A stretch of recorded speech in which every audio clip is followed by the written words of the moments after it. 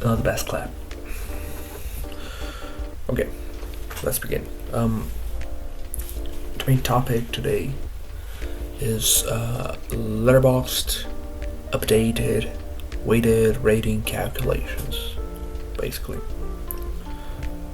I've come to know all that information a couple of days ago when it tweeted. Today we've updated our weighted rating calculations to better reflect the Letterboxd community's global consensus for each film. You'll notice some changes to our official lists. Okay.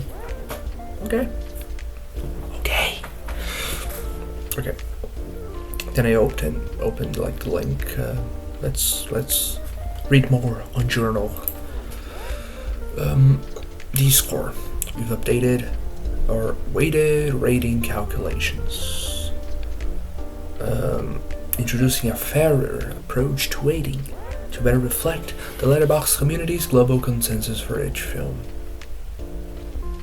Okay. Today we've made the most significant change to our weighted rating calculation since we launched in 2011. This means that, as of now, our official top 250 looks a little different, with a new number 1, as do several of our other official lists. Okay.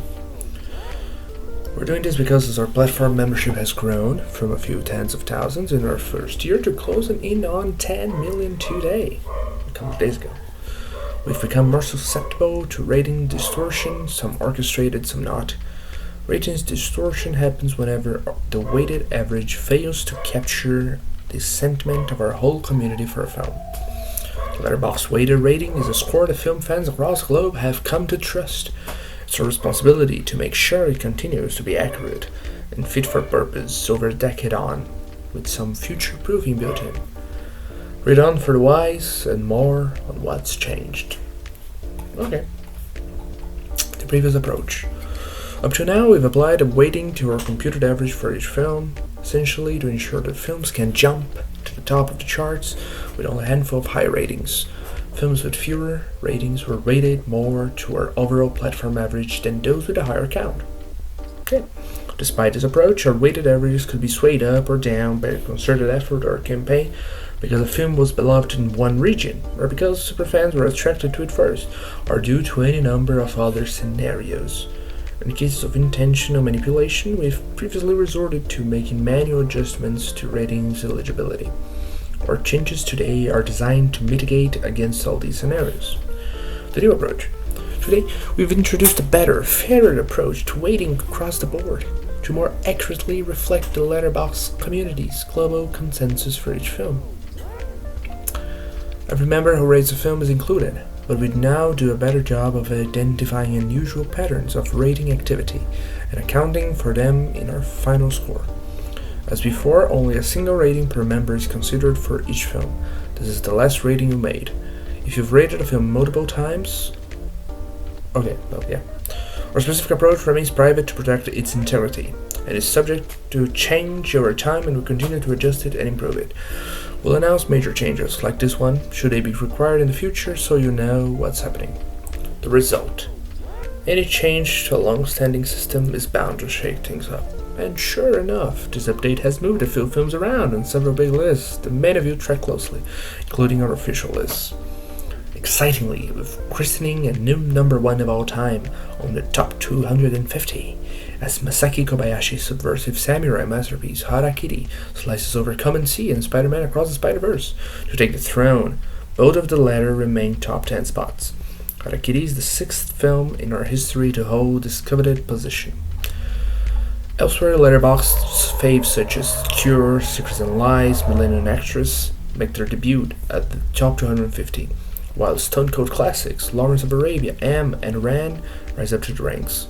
The top 250 documentaries list, now topped by Stop Making Sense, especially benefits from a boost of populist and Oscar-winning titles such as Jiro Dreams of Sushi, The King of Kong, A Fist of Quarters, and Citizen 4. This updated also means increased overall tallies for legends Frederick Wiseman, Claire Denis, and Spike Lee in their respective documentary, women's directors, and black directors lists. On another note, it used to be that our highest rated view, which tracks the highest rated titles overall of any format, was primarily dominated by music and TV oriented titles. Our improved method means there's now more representation from narrative feature films. We expect films that debut in a single territory or at a film festival to take a little longer to settle into their long-term scores compared to how quickly they may have spiked in the past. You'll still see important new independent films showing up in our main lists.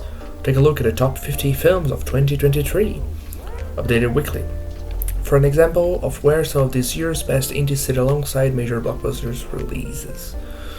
Meanwhile, global day and date releases shouldn't see as much of a change, aside from the normal settling we see as the ratings from a dedicated fan base are joined by those of a more general audience following opening weekend.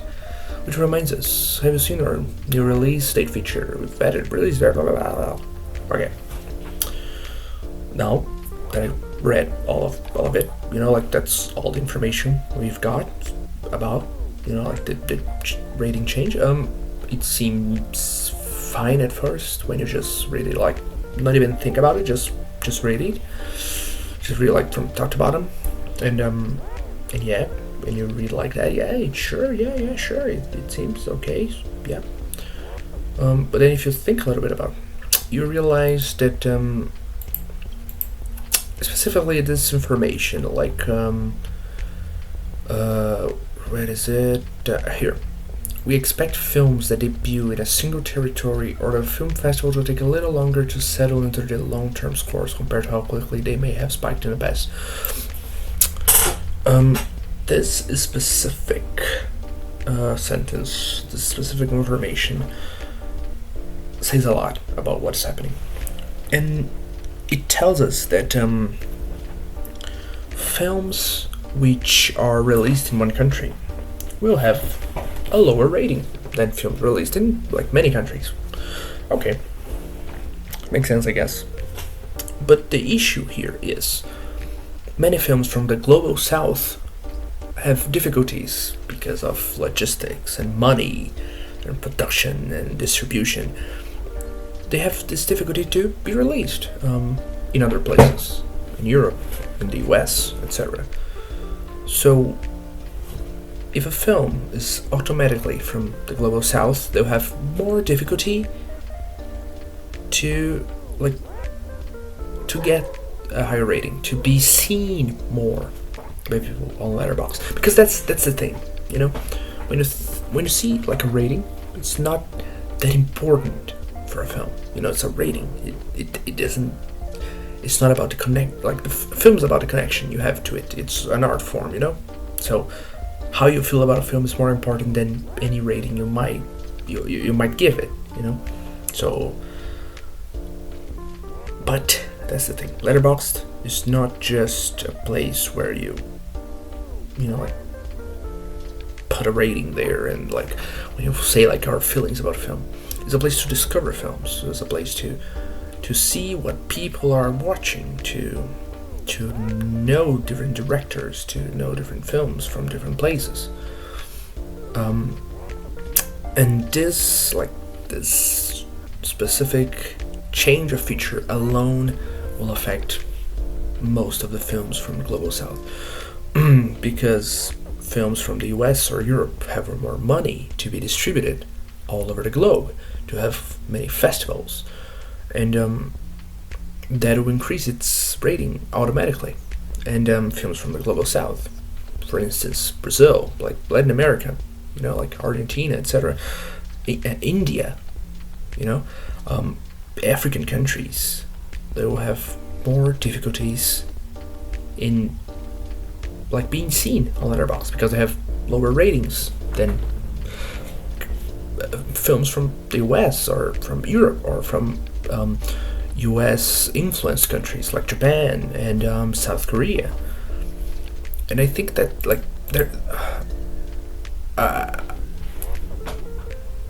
I don't see how that is good for the website. There's this guy that I follow. It's like amazing. It's called Felipe Furtado, and he tweeted like the same day. Their change target two sets of movies: nerd favorites and movies from the global south. Because like what we talked about, nerd favorites would be because of like their release, like super quick, and then they get like a super high rating, and then like with as months go by, the rating drops a little bit. But yeah, and movies from global south because of what I just said. So it effectively turned their list into the Criterion version of the IMDb Top 250. Another win for homogenization of taste, with some first world xenophobia thrown in. I could not have said it better. And then he tweets an example which is like so telling. It's the official Asian women directors list, and we have like a lot of films from all over Asia. And before the update, we had films from like Indian, Filipino, Indonesian directors, and now all of those like just dropped, and now we just have like East Asia and American films. Like The Farewell is like top, like like it's an American film, and we have like Japan, South Korea. That's pretty much it, Like that's so like disappointing, and it feels so weird. And like global consensus is, and not just global consensus, but the way it is done, it's being done. It's thoroughly xenophobic. It does not take into account the way other countries work. I know, like pretty much, probably all of this just happened because of two movies, which is Spider-Man Across the Spider-Verse, which was like top 1, top 2, top 3, I don't know, on Letterboxd for a while, and A Dog's Will, O Auto da Compadecida, because I don't know, like gringos hate when Brazilians do this kind of a process of like boosting their own things, and I kind of get it, but really, do you really need to like get all of like movies from global south and like drop the ratings because of one film? Couldn't you like just, I don't know, like identify accounts that just gave like one rating, and it was on that film like a 5-star rating on that film, and just like ban that account or something? I don't know. But yeah, I think I don't have a lot to say. It's just disappointing and weird, and yeah, that's pretty much it. Bye.